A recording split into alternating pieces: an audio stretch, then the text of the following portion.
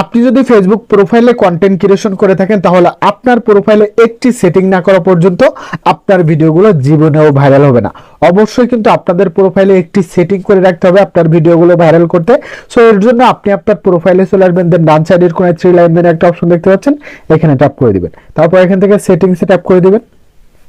দেন এখান থেকে স্ক্রল করে একটু নিচে যাবেন, নিচে গিয়ে এখানে যে এই যে রিলস অপশনটা দেখতে পাচ্ছেন, এই রিলস অপশনটার উপরে ট্যাপ করে দিয়ে আপনারা নিচে একটা অপশন দেখতে পাবেন who can see your reels. এই অপশনটা কিন্তু আপনাদের ফ্রেন্ড বা অনলি মি দেওয়া আছে, এখান থেকে কিন্তু আপনাদের অবশ্যই পাবলিক করে দিতে হবে।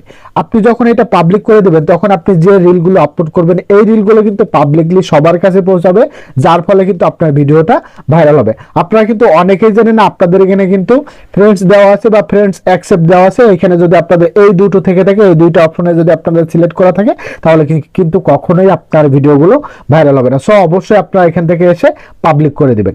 That's it.